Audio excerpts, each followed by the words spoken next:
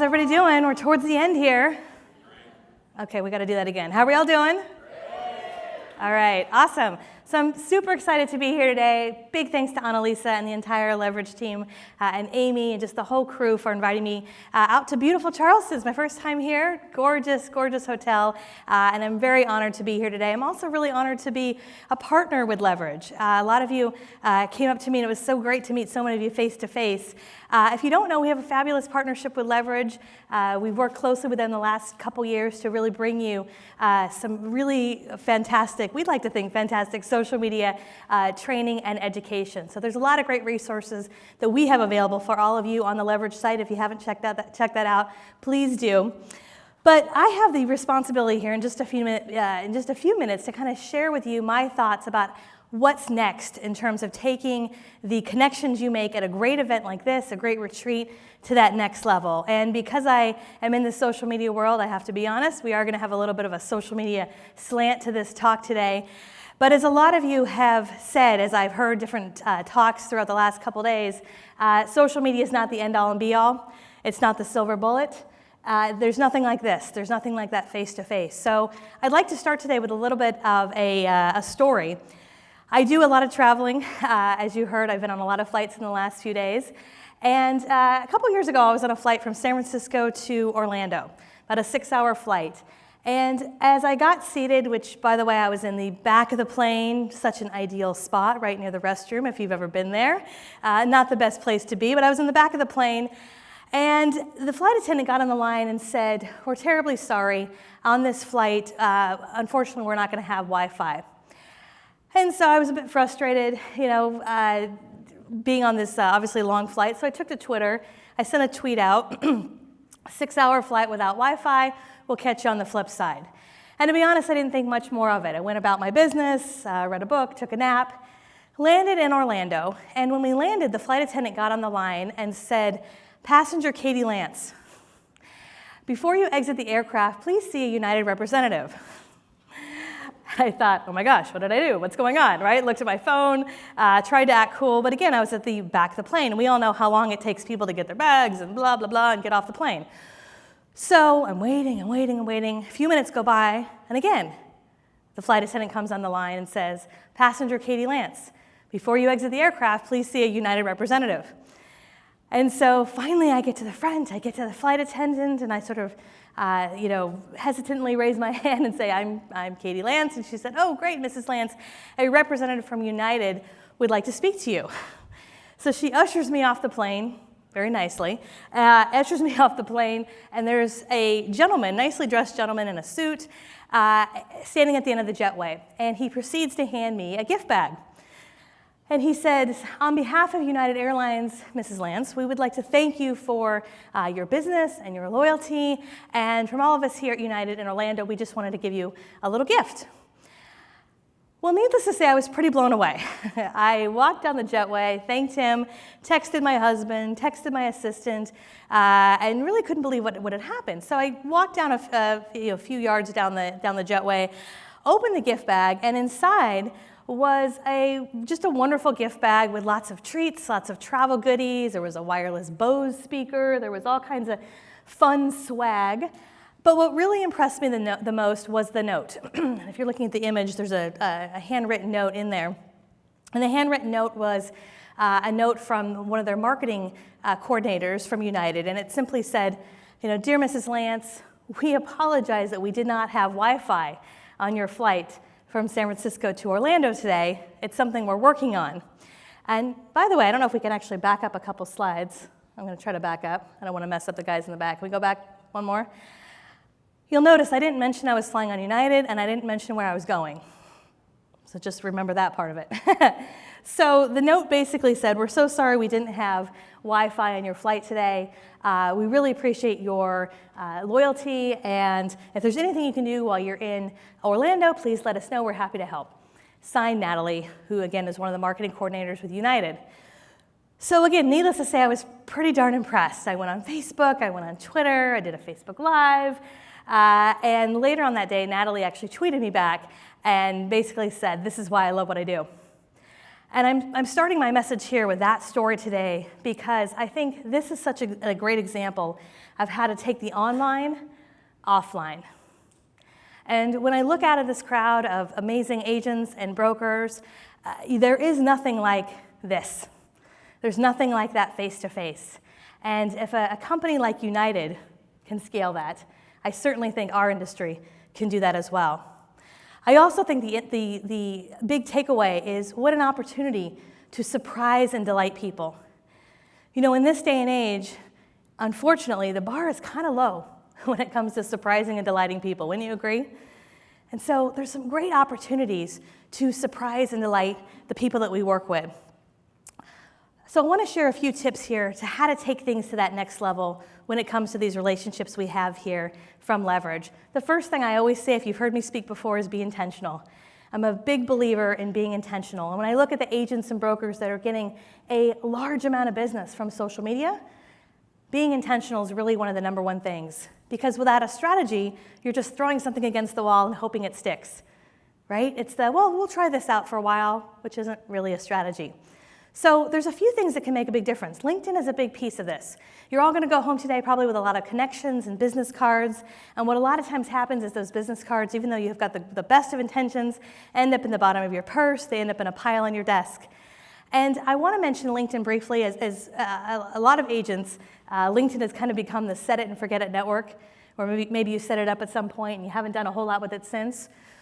But remember, LinkedIn is the only professional network. So when you get Googled, and I've Googled a lot of you, no pressure, when you get Googled, your LinkedIn's one of the first things that comes up.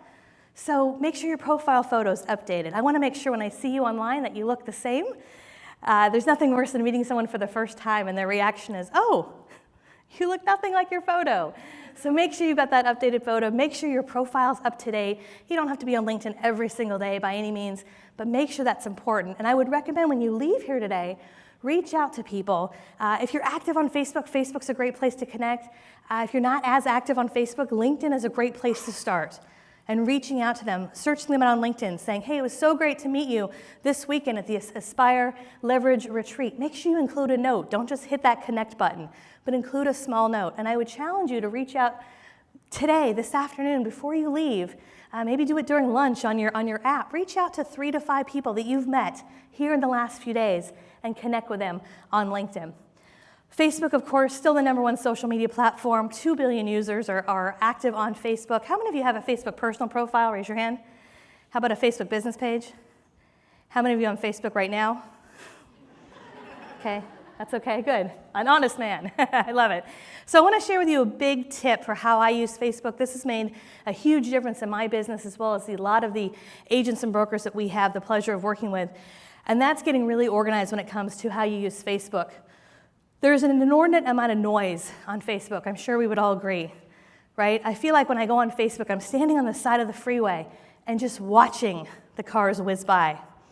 So a big tip I can give you, and if you've heard any of my webinars before with Leverage, you may have heard this tip, it's to take your friends on Facebook, on your personal profile, and organize them into lists. It's one of the best ways to get really organized with what you do. And I want to share this example in the context of Leverage. And this is what I would do if I were you leaving this event. So I have a link up here on the screen. If you go to facebook.com/bookmarks/lists, this is a great link to write down if you're taking notes, or feel free to take a picture. This link will allow you to go into your personal profile and create lists. Now, you could create a list of your friends and your family and your sorority sisters and buddies you went to college with. That's fine. But at a minimum, especially for this event, I'd recommend you create a couple specific lists. One being Leverage members, right? So all these business cards that you're collecting, there's some great information in the program. Go through, even go through the website and connect with people who are part of Leverage, especially for those of you brokers, owners, even a lot of the agents in this room. Having those people into a list is going to make referral business a lot easier for you because you've got them into a specific list. These lists, by the way, are private. So people aren't going to know they're inside of a list. Another list I would recommend that you make is a geographic list, and this might be a number of geographic lists.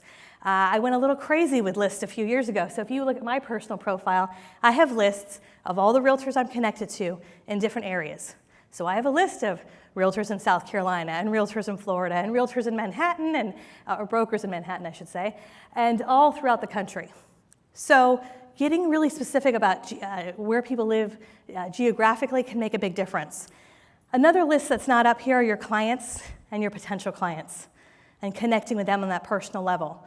One of the things that I recommend is once you get organized with your friends and your family and especially leverage members and taking these connections to that next level, is now when you get on Facebook, instead of looking at that noisy news feed with cat videos and political posts and what somebody had for breakfast, you go right to your leverage list and you look at the 10 people you met this weekend and you see they're going on vacation, they just got a job promotion, their kids are playing Little League, and you take 2 or 3 minutes to like and comment and interact. Now, as I always say, don't click like on everything, don't be creepy, don't be that person, but take a couple minutes to interact. And the reason why this is so valuable is that relationships are built with small, tiny interactions over the course of time. Every like, every comment adds up. So you want to take these relationships you meet here to that next level, connecting with them in a place, especially Facebook makes it so easy to do, can make a big difference. And I give that same advice to agents all over when I say, put your clients into a list, get really intentional, right? By the way, I'll give you a secret tip here. I do this every morning. I look at my client list and my potential client list and some of the lists I really want to connect with. I do it every morning. I've been doing this for probably 5 or 6 years. I take 4 or 5 minutes every day as I'm drinking my coffee. And the big tip here is do it before you open your email. Because your email is like a black hole that you'll never get out of. So do it first thing in the morning. Another big tip I can give you today is understand the magics in the one-to-one. Right? We've heard that a lot today with a lot of the messages that we've heard, but that one-to-one makes a big difference. And I want to share with you one of my favorite things to do on Facebook to take things one-to-one. Facebook voice messages. Some of you may or may not realize that you can do this, but probably a lot of you have the Facebook Messenger app, right? The Facebook Messenger app allows you to send private messages one-to-one, but it also allows you to send a voice message or call someone.